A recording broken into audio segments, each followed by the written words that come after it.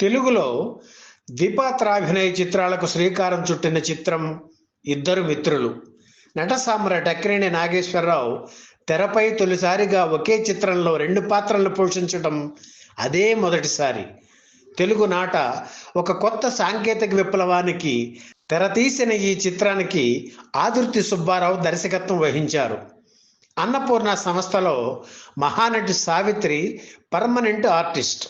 కానీ ఇద్దరు మిత్రుల చిత్రంలో ఆమె చేయదగ్గ పాత్ర లేకపోవడంతో ఆవిడకు ముందే ఆ విషయం చెప్పేసి రాజసులోచన, ఈవి సరోజాలను ఎంపిక చేశారు నిర్మాత దుక్కిపాటి మధుసూదనరావు.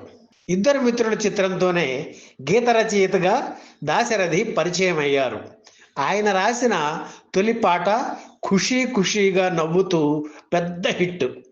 1961 డిసెంబర్ 29న విడుదలైన ఇద్దరు మిత్రులు పెద్ద హిట్. హైదరాబాద్ దీపక్ మహల్ థియేటర్లో జరిగిన శతదినోత్సవానికి మహానటి సావిత్రి ముఖ్య అతిథిగా హాజరై జ్ఞాపికలు అందజేశారు.